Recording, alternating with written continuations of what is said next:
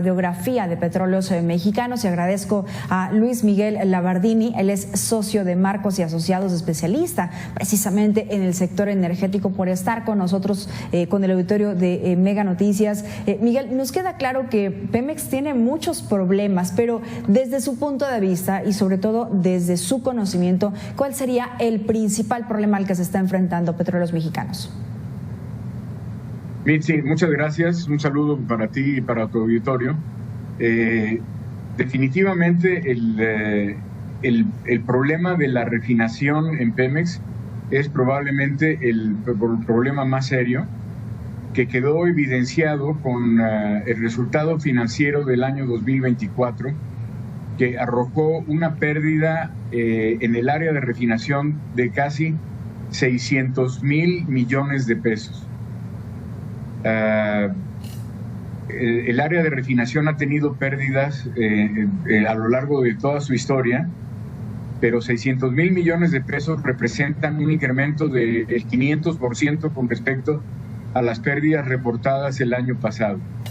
Esto ya pone en un riesgo muy serio la viabilidad económica de Petróleos Mexicanos y requiere de la atención del gobierno federal para transformar el modelo de negocios, porque sin duda el modelo de negocios actual en donde refinación está arrojando unas pérdidas tan altas no tiene viabilidad en el largo plazo.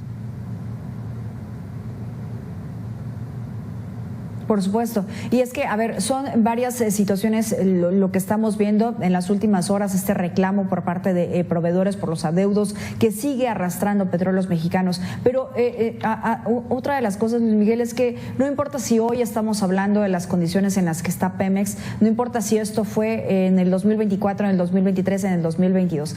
Es sistemático todo lo que viene arrastrando Pemex y no puede salir de este gran hueco, no sé si es así, un gran hueco en el cual se encuentra. Sí, es sistemático. O sea, es un problema de definición de cuál es el objetivo de Pemex como empresa del Estado. Siento que en los últimos años no se ha reconocido el hecho de que Pemex es una entidad económica que requiere de viabilidad financiera, y la viabilidad financiera pasa porque el área de refinación pueda ofrecer resultados positivos y no los resultados negativos que ya se volvieron grandes resultados negativos, particularmente en el año 2024. Entonces es necesario que el gobierno federal reinterprete cuál es la situación actual de Pemex, porque de otra manera Pemex no va a poder sobrevivir en el largo plazo. Hace unos días la presidenta Claudia Sheinbaum hacía la afirmación de que Pemex y nuestro país refina prácticamente todo el petróleo que produce. Entonces, ¿esta es una afirmación falsa, Luis Miguel? No es una afirmación que los números los da Pemex, los mismos números los da Pemex. No se está refinando, y qué bueno que no se está refinando todo lo que se produce. Realmente donde Pemex gana es en la producción de petróleo, la producción y exportación de petróleo crudo. Ahí es donde Pemex tiene una ventaja competitiva y ha demostrado consistentemente a lo largo de los años de que el mejor negocio de Pemex es la producción de petróleo crudo y la exportación de este petróleo al exterior. Y lo que también ha quedado demostrado es que la refinación en México nunca ha sido un buen negocio, es un negocio que arroja pérdidas, y las pérdidas para el último año han sido todavía más grandes.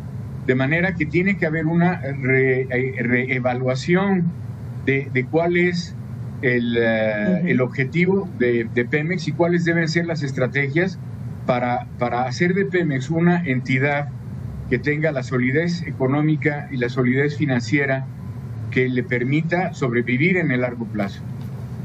A esto, digamos,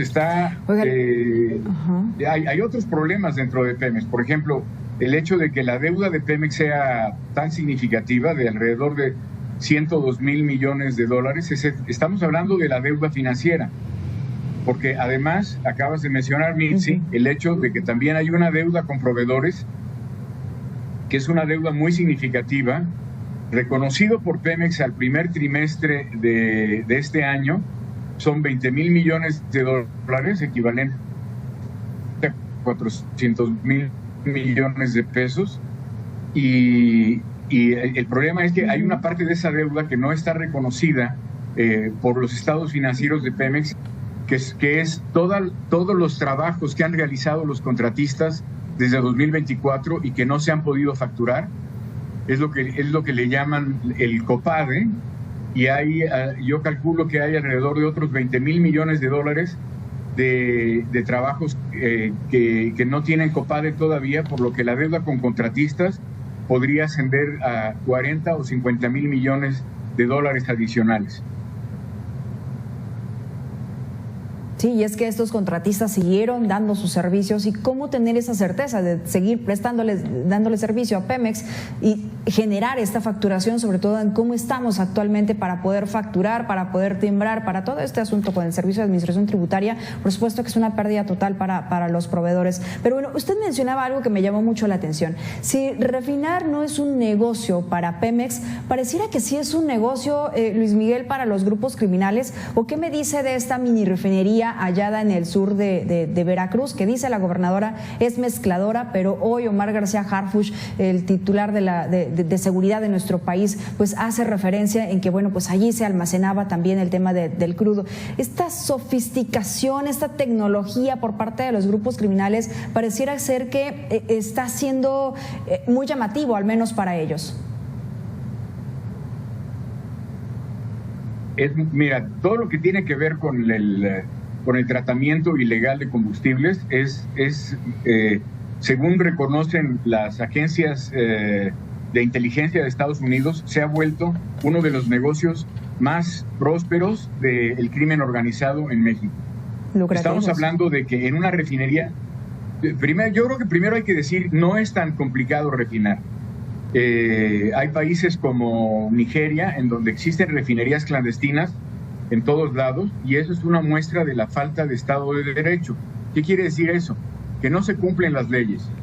Y la refinación que está ocurriendo, y probablemente esta no es la única refinería que hay en México, empieza con un crimen inicial, con un delito que es el robo de petróleo crudo. Porque este combustible que se refina en estas refinerías clandestinas es un combustible que es robado a Pemex. Este es un tipo de huachicol, estamos hablando del huachicol convencional o tradicional, en donde a Pemex se le roba petróleo crudo, pero sobre todo se le roba combustibles, y eso afecta a las finanzas, sí afecta a las finanzas de Pemex Refinación de una manera significativa. Ahora, lo que ha quedado demostrado es que también lo que le llaman el huachicol fiscal es algo que está afectando profundamente las finanzas de Pemex. El huachicol fiscal es introducir al país como si fueran lubricantes lo que realmente son combustibles como diésel y gasolinas. Y luego tenemos otro huachicol, que es el robo de crudo a petróleos mexicanos y la venta de ese crudo a refinerías de Estados Unidos de manera ilegal. Entonces, digamos que por lo menos tenemos identificados 3 o 4 tipos diferentes de huachicol que sin duda también están afectando las finanzas de Pemex y su viabilidad económica en el largo plazo. 3 o 4 tipos de huachicol, y platicábamos con un experto en seguridad, Luis Miguel, y él nos decía que esta práctica también, además de Nigeria, es muy común en Colombia, ¿no? Donde también los grupos criminales pues vieron un negocio muy redituable en ese sentido. Y ahora, la pasada administración decía que se estaba combatiendo de manera frontal el huachicol. ¿Los datos dicen esto? No, los datos lo que dicen es que el huachicol se ha hecho cada vez mayor. Y además que se ha diversificado al huachicol fiscal, que le afecta a la Secretaría de Hacienda, y el robo de crudo para su venta en Estados Unidos. Yo creo que todo esto tiene que ver con un problema de Estado de Derecho. Es decir, en un país donde no existe Estado de Derecho, donde no se cumplen con las leyes, no se castiga a los culpables. Y no se castiga a los culpables, ¿por qué? Porque existe impunidad. Y cuando existe impunidad, los grupos criminales pueden amenazar en su integridad personal y en las de sus familias a los trabajadores de Femex, que son los que tienen la obligación de hacer las denuncias correspondientes cuando existe robo de combustible. Seguramente también hay contubernio de ciertos funcionarios de diferentes niveles en Pemex o en el gobierno federal, y esto simplemente lo que hace es aumentar la afectación a las finanzas de Petróleos Mexicanos. Por supuesto. Y ahorita, porque estamos hablando de Petróleos Mexicanos, estamos hablando del huachicol, pero el Estado de Derecho pues ha sido debilitado en nuestro país en muchas áreas.